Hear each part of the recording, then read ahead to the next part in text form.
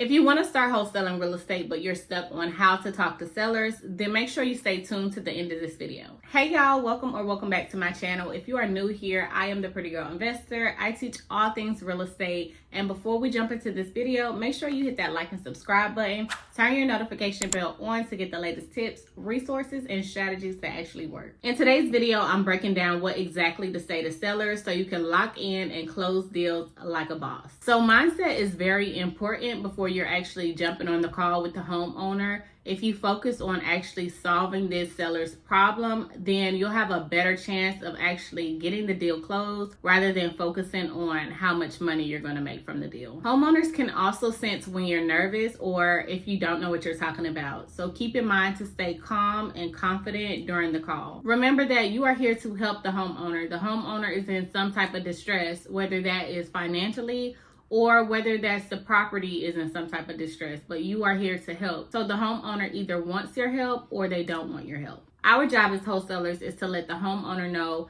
all of the benefits that we provide for helping them in their situation for zero cost. So the first thing that you want to do when you're talking to these homeowners is introduce yourself and build rapport. Remain professional while also being your authentic self and ask open-ended questions that require more than a yes or no answer. Here's a script example. Hi, my name is Tiara with Pretty Girl Enterprises. I'm calling about a property I believe you own on 123 Main Street. Are you the homeowner?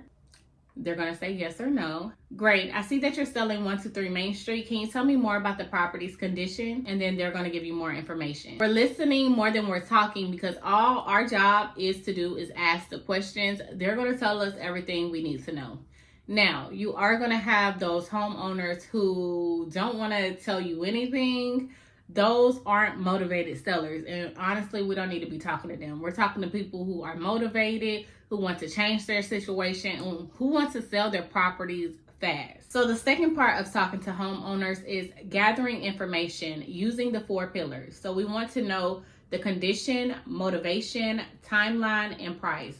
This is all the information you need on the first initial call. This includes why are they selling the property, what is the property's condition, are there any repairs needed, what is their timeline to close, and what is their asking price. Now, to speed up the process, you can ask the seller to send you over photos of the property so that you can confirm the condition, or you can send someone out there to take pictures of the properties for you. And after you have gathered all of the information, including the photos and the videos, now it is your job to present the seller with a solution. So the solution will look different for each homeowner. So for example, somebody that is behind on payments, that is about to go into foreclosure, a cash offer may not be the best, just depending on how much work needs to be done.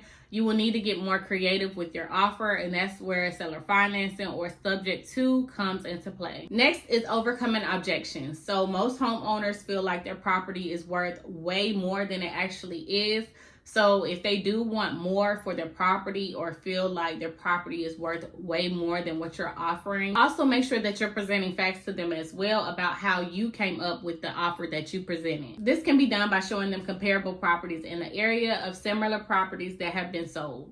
Now, the last thing you have to do is get the seller under contract. This can be done by reiterating what you all already talked about and bringing out those pain points, which is the motivation and why they are selling in the first place. After you do that, make sure you tell them all of the benefits to working with you, how you can close on their timeline, there are no commission fees or closing costs. Next, explain that they'll be receiving an offer to purchase agreement to their email address. And a bonus tip is to make sure that you are practicing role playing before you get on the phone. This will help boost up your confidence. And if this video provided value, don't forget to like and subscribe, turn your notifications on to get the latest tips, resources, and strategies that actually work. See you in my next video. Bye.